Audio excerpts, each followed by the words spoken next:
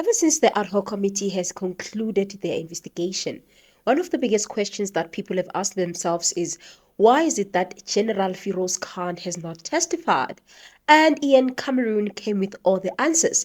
Apparently, there's members of the ad hoc committee that made a decision that actually General Feroz Khan should not testify despite all these allegations that have been leveled against him, from his involvement in drugs, to his involvement with leaking information, to Brown Mogotsi, and many other information that General MKHWANAZI exposed during his appearance last week at the ad hoc committee. In this video, let's try to understand how powerful is Feroz Khan, that he is being protected even by so-called politicians. Let's speak about, you mentioned a number of people that have been implicated, and I guess the question on many South Africans' minds is, why was Feroz Khan never called to the ad hoc committee? He was mentioned multiple times. Yeah, General Khan, along with General Moodley, in my opinion, are people that should have appeared. They were listed in the beginning. There were certain members that indicated that they didn't think it was a good idea for them or needed for them to appear. And essentially, it came to the point where the decision, where most of the members agreed that they shouldn't come. I still think that General Khan would have been a very valuable witness to call. I hope that he gets his day before the Madlanga Commission as well. There is a significant amount of noise around General Khan, and everywhere where you scratch around with regards to links to illicit trades, cross-border illicit trades, it just unfortunately has become very prevalent that his name keeps on popping up. It's also ironic, very interesting. You would have heard, I heard now when you played one of the clips, and also watched some of them again when General MKHWANAZI did his last testimony. He spoke about Mr. Adams, one of the members of parliament, quite negatively. And it's very interesting that General Khan and Adams, or rather Mr. Adams, constantly kept on bringing up General Khan, even months before the ad hoc committee actually started with its work. So it does create the impression like there's a specific faction driven by that side. Before we can go any further, it is very important for us to understand all the allegations that have been leveled against General Khan, because it is through you understanding all these allegations where you will see why it is very problematic for the members of parliament to decide that Feroz Khan should not appear before them, before they could even conclude. They could have removed one of the people from the public interest. Instead of giving a space for Khan, they voted to not allow Khan to testify. What is it that they are hiding so much? How deep is the relationship that Khan has with these members of parliament? Because I believe that it is not just the EFF that is implicated. There is more other political parties that have some relation with Khan. I don't know to what extent is this relationship, but clearly he looks like a very politically influential human being. I don't even know if he's an NC member, but it's very problematic that they voted and took this particular stance. Firstly, I would like to look at the vetting processes. If you guys remember the allegations that have been made by Lieutenant General MKHWANAZI regarding the vetting, he said that Feroz Khan did not want to be vetted. He refused to be vetted when they wanted to go through the vetting process. And I don't know what could have been the reason why he refused, because even now, Lieutenant General MKHWANAZI said that he did not go through the vetting. But I don't know if he was singled out because of the allegations that are following him. Hence, they wanted to check out what other things are attached to his name. Remember, guys, Khan is so dangerous. He's very dangerous from the allegations that have been made against him. We will talk about his involvement with illicit cigarettes and how he's also connected to the issues of Witness D. Starting with Khan, because they are the ones. The whole file of Gerald Pahlane that started that criminal investigation on the house was initiated from the files that were stolen by McBride's girlfriend from that office. So it's a dirty office. So we might want as parliamentarians to start asking yourself a question. How honest is the office of vetting in the police and many other entities? How honest that office is? Because the officials working there, You give them information, they verify, they interrogate you, they bring you for polygraphy, they throw you questions, and they satisfy themselves that you're a good person. They make recommendations. But when these things are supposed to be finalized, someone stalls it. They stole it because a Sunday World published something. They don't have to verify it. As long as they can't issue. And the right to IPID won't respond. So maybe IPID must then explain. For all these reminders, because from what I know I have no case. They just threw my name in it. So it looks like my name is just flagged. That's why even Nangi's case up there. I was part of the torture, so they threw cases all over.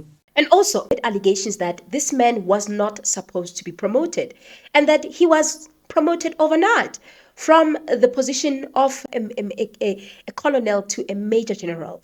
He was first supposed to be a brigadier before he could occupy the position of a major general.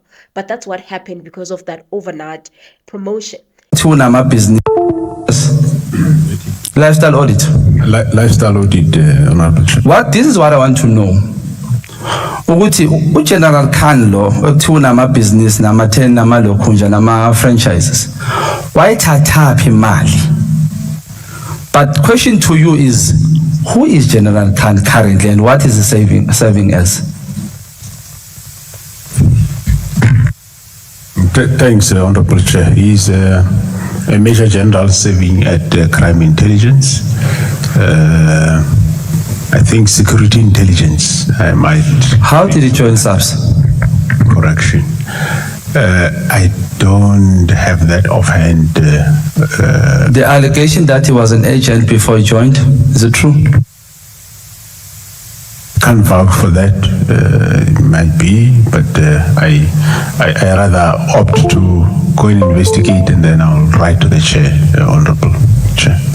Another case is the case of Khan, is the one that was linked to a multi-million rand drug bust in Johannesburg, where cocaine was intercepted, but the case against suspect was later withdrawn. And when it comes to this particular case, there is one of the defeating ends of justice, where he was accused of bringing the SAPS into disrepute regarding his presence in that particular scene or the operation. And then also the current status of the case, obviously, through the disciplinary proceedings that were instituted and chaired by Lieutenant General MKHWANAZI, he was cleared. Because General Khan stopped police officers that came to collect drugs under the person who was the head of traffic routing. They came to collect a consignment of drugs from the truck. The truck that arrived in Germiston, and they wanted to get drugs from there. And the people that are owning the truck company, they said, no, you're not going to take these drugs, search this truck from here, follow it to the final destination, which is in Eratin, which is a West Rand. So 2 police officers, 1 Johannesburg traffic, and 1 captain from Zongezizwe, they followed the truck until it arrived at Eratin, and they were accompanied by 3 members from Pretoria who traveled all the way there. 1 from organized crime, 2 from the dog unit. And they all said they were coming to search the truck. And they actually offloaded the consignment from the truck, which was drugs, in bags. They took this thing and they loaded in the police car. Luckily, the lady that worked in that company contacted 10111. 10111 called Poison police station. Poison vehicle came there, and then there was a conflict between the police when they discovered that these policemen who say they're running these operations, they're already removing this consignment from the truck, they're loading it in the police bag.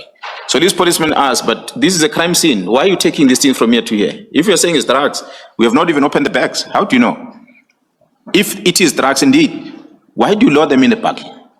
And this one said, no, we're taking them to Zongezizwe. And this one said, but this is Poison area. Why do you take this thing to Zongezizwe? It's found here, it's a crime scene. Get LCRC and everyone to deal with it. Then there was a conflict between police at the time, and that police member who was present there took the police vehicle, and he blocked this police car that was already loaded with drugs. He blocked it so that it doesn't move. And that's what allowed the other police officers to phone General Khan and say, there are members that claim to be from crime intelligence, they come and intervene. So he traveled all the way, he arrived almost 2 hours later. And he put a stop from these drugs to be stolen. He phoned DPCI, he phoned the local provincial crime intelligence. They came and he took over the scene and he left. But it was then strange as to how do you blame Khan for that? Because he stopped the people that wanted to steal drugs. he stopped it. So he was in a good space at the time, so I couldn't falter him. But that, commissioners, doesn't take away the fact that MOGOTSI says Khan will brief me about secret information that I discussed in the presentation. So while I'm having this belief that Khan has got to do with leaking of the information in there, perhaps according to MOGOTSI, but on the disciplinary part where Khan was accused of drugs, he did not do anything wrong. So if I had that bad intention against Khan, I would have dismissed him. But I did not, because I gave him fair disciplinary hearing, of which you can ask him today, he will tell you, no, I treated him fair. But Lieutenant General MKHWANAZI told us that they are planning to reinstate those charges so that they can go through the disciplinary again. But what were the allegations? But currently, I think it was like I can't remember well, but I think it was like he assisted or people to take drugs or something like that. And General MKHWANAZI found that actually he assisted in a good way and he acquitted him. But currently there is resurfacing of some new investigation, because it looks like the problem was some trade-offs. Some members of SAPS did some trade-off, and probably now I'm sure that which they promised is not materializing. They slowly turning back. So there is some new evidence coming for in that matter. So it's a matter that is being relooked at. Then I wanted us to move to another allegation, and that is the allegation of intimidation of public officials. And that one, it includes Sibonelo Nomvalo of the MKP, who testified and said that while he was sitting at home, people came and said Feroz Khan wants to speak to them, and Feroz Khan called him through a phone and said that, stop suffocating me. And this was some kind of like a warning. And he said that during the time of the ad hoc committee, the appearance of MAUMELA in the ad hoc committee. And that in and of itself is another allegation that he's faced with. No, quick one.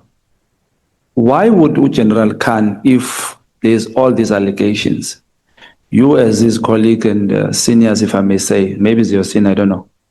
Why would you and in the state probe such a person on allegations and I'm asking this because I still feel strongly if he felt he is innocent of the allegations, he wouldn't come to me. He wouldn't invite me to a certain place to speak to me on a video call.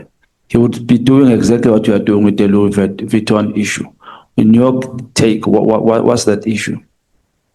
I really don't know. I don't know because he's not working under my command. With all what I know, if he was working under my command, I would have taken action long time ago. But he does not work under my command, so I cannot be able to answer as to why there's no action taken against him. It seems to be, even in this committee, is missing. You know, we find a way of dodging everything.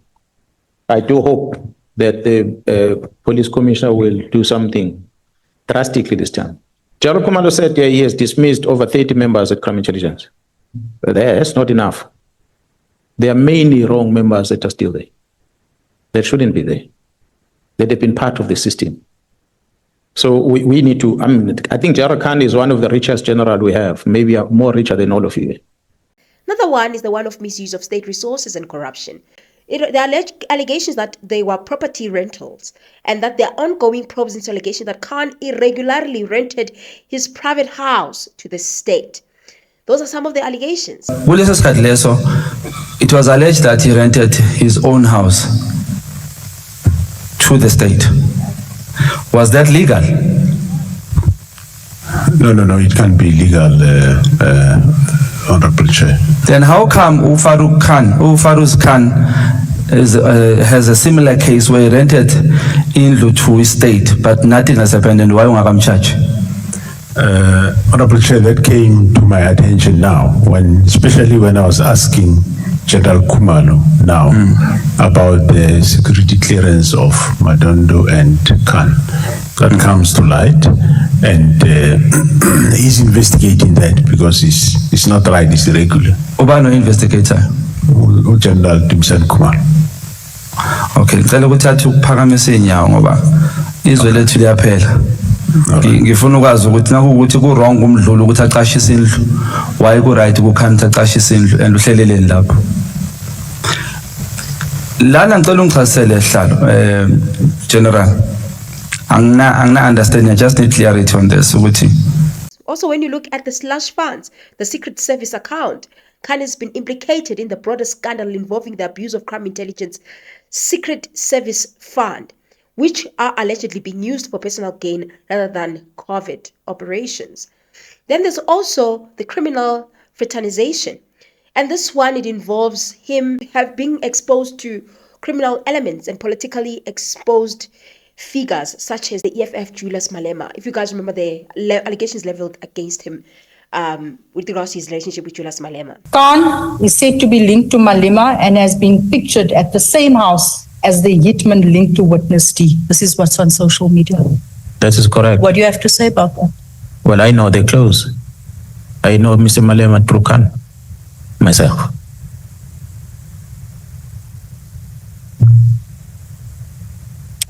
What do you know about General Feroz Khan's alleged relationship with individuals linked now to illicit cigarette smuggling, drug dealing, and kidnapping? It's no secret that Khan had accompanied those individuals during one of the EFF gatherings, political gathering celebrations in Johannesburg.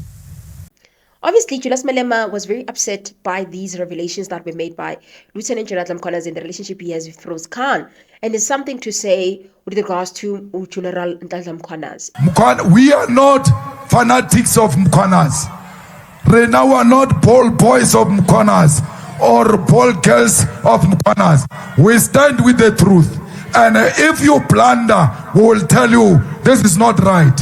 We don't care whether it's MKHWANAZI or not. MKHWANAZI has given us issues. We are dealing with those issues. He must stop being sensitive that everyone who doesn't speak good about him, that person becomes the enemy. If he's a true policeman, let him remain true policeman and allow Madlanga and the ad hoc committee to deal with what he has raised. He must never think he can blackmail or threaten anyone. We are not scared of policemen.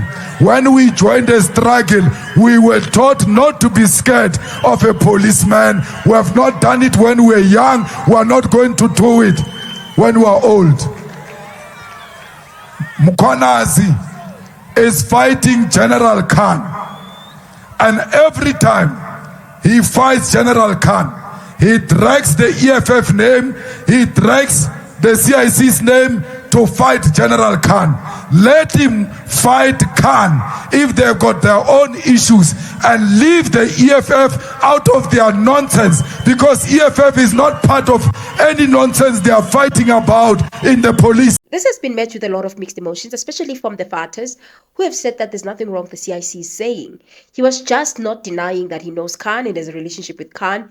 He's just adding and saying that Lieutenant General MKHWANAZI did not tell the truth and that did not say the entire context. Instead, he's just saying that I know Malema through Khan, but that's the thing. He's leaving out certain information to say that he's the one that requested that particular meet-up. And also, one of the things that were said here by some of the EFFers or fighters, they said that Malema is being positioned as an influential politician, meddling in businesses of police, both where Khan CBI is concerned. So this can be viewed as blackmail because of being positioned as somewhat corrupt or connected to the corrupt individual.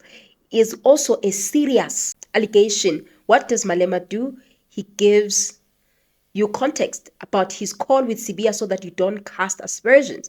Nothing is preemptive because it's already something that has been put as fact both to the ad hoc committee and the Madlanga Commission. Therefore, Malema has the right to reply. Malema is one of the very few politicians who absorb pressure and faces it head on with his truth. That's exactly what he did today. He confronted fact in a blunt context. He didn't deny a single thing, MKHWANAZI said, but he corrected the manner in which it was put, which has effect to extorting the truth.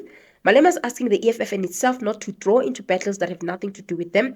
He is trying to restore the dignity and confidence of the party and himself, especially at this crucial time of campaigning for local elections. This is important that things be clarified if they have the potential of damaging the EFF image, and and he's as the leader of the EFF. And also said that the tone is political. He's not only clarifying the position, he's also giving a political speech which is meant to engage with crowds. MKHWANAZI never said he's concerned about Malema's relationship with Khan. He said that he met Malema through Khan. And he was one of the first people who said this. And the Clan Commission, he said that Khan had attended EFF's gala dinner. Now look at what the merits are here. The merits are that Malema and Khan know each other, and that MKHWANAZI met Malema through Khan. And that disputed Malema's speech? The answer is no. Instead, Malema supports the fact with additional information, which completes the picture of how they met, for that what reason and they were meeting, which is something that MKHWANAZI omitted. What some of the people are how some of the people are looking at this whole situation of Feroz Khan and Malema. Others are saying he's two-faced, because not long ago he was the one that was praising MKHWANAZI, because at that time he was not mentioned, as fighters always say that. It's not he's implicated, he's just mentioned. We are General Ntantla MKHWANAZI, and General Ntantla MKHWANAZI is us. We support General Ntantla MKHWANAZI. We are not ashamed of General Ntantla MKHWANAZI. We are calling upon more MKHWANAZIs in the police to come out and fight crime and syndicate that has captured the police, that has captured our country. We will not sit back and allow our country to be controlled by drug syndicate. All I can say is that MKHWANAZI knows the truth, Malema knows the truth, Khan knows the truth. We know that whether you think he's implicated or he's mentioned, but the name of President or the CRC of Julius Malema of the EFF has been mentioned a lot of time, or has been implicated a lot of time at the Matlanga Commission. Even though, yes, he did attempt to respond to those things, but I just think that he needs to acknowledge the fact that if right now Babu Malala or another politician like President Cyril Ramaphosa can be mentioned, we act, we say, oh, did you guys hear? I think it should be the same thing that we do. We are not saying that Malema is supposed to be thrown in jail, he's part of the big five. We're not saying that, but we are just saying that probably he might know something. Part of the people that has always said that he might know something because he knows these people and might have some relationship with them. But Mr. Feroz Khan does not end there. I now want to put in the element of Witness D and what was said, and how is he connected to this issue of Witness D and illicit cigarettes. Or cannot breathe, no longer breathe, and then obviously that we will, or they would obviously then ask him to talk to us before, obviously to avoid this from taking place again. I entered the room and sat next to the suspect on the left-hand side of the bed. When Leandre stopped, I asked the suspect to tell me where the stolen stock was being kept. The suspect replied that he will show us. I picked up a wooden table leg that was broken from inside the room, held his legs down with it as to not touch him with my hands as he was wet. Leandre then continued tubing in with the one unknown Brakpan SAPS member, helping to hold him down, while the other was searching the drawers, etc. I got up and left the room. The other people were still searching the room. It was quite clear, or the house, my apologies, Commissioners. It was quite clear at this stage that the stock from Uwera's robbery was not in the house. As I entered the passage towards the kitchen, I saw one EMPD officer taking a bucket of water to the room where the suspect was being kept.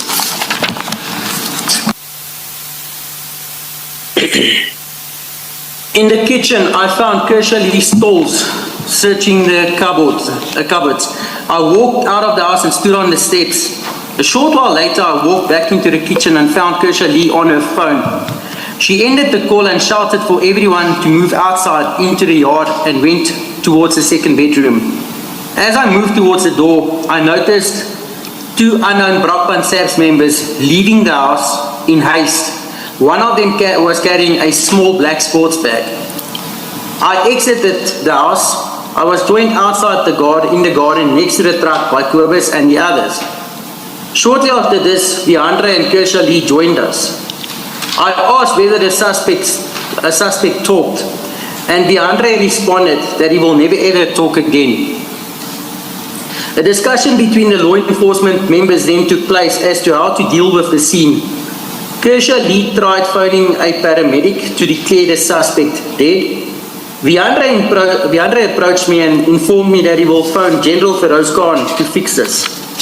I in turn responded and said no, as this is Viandre's problem. He responded and said it's all of us in this, and if anyone talks, he will go to prison for killing them. I walked away from Viandre, and I walked away from Viandre as myself and Viandre have had issues in the past. I saw Yaku Hanekom walking towards us. Yaku then informed myself and Viandre that the chief will come and sort out the issue. I noticed John Marie Eksteen, Zander Fritz and other members leaving, including Kobus Jansen van Rensburg from Coast Guard, to go and look for a firearm to plant at this house. Apologies. Now, if you guys can remember the testimony of Witness D and how Witness D said that after the unaliving of Emmanuel Bense, and when they had to take the body to dump it in a river or the dam or wherever where they dumped it, they spoke about how General Khan will come as a savior to assist them. I don't know if you guys remember that part of Witness D's testimony. So which means General Khan is also in the same group of MKHWANAZI. They know him, because why will these people that are not even police officers, because remember that with that unaliving, some of the people they're not even police officers. Why would they know General Khan? That even Viandre Pretorius spoke about General Khan.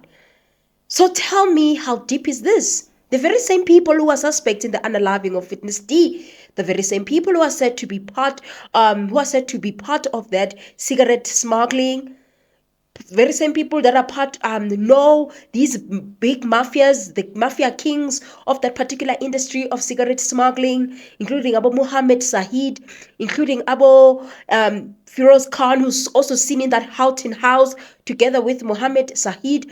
We also see people like Simmons, if he also is part of that group, because we don't know who's that particular person that Mr. Sotipandile Soteni actually worked for, because we're not yet sure who's the employer. So this circle is the circle where Feroz Khan is also involved. So Feroz Khan is not just involved with drugs, he's also involved with smuggling of cigarettes, he's also involved in unalivings that are involving EMP officials. Now he's also involved with the leaking of information to the people like Abu Brown Mogotsi, because Lieutenant General MKHWANAZI told us how General Khan was leaking classified important police information to people like Brown Mogotsi. So he's faced with a lot of allegations. On top of that, he doesn't want to be vetted. On top of that, there's like crazy promotions under his name. So this person is definitely not an innocent man. How protected is he? Why would it be that after all these allegations, that every time General Khan's name gets to be mentioned, but the MPs, the members of parliament, decided that it is not advisable for them to call him? What is this big thing that they're hiding? If you guys remember, this is the same attitude that they had with Julius MKHWANAZI. It was upon convincing that the members of parliament realized the importance of Julius MKHWANAZI's appearance at the ad hoc committee. It's like they were just trying to push their political agendas. They wanted to protect those they wanted to protect and expose that they wanted to expose.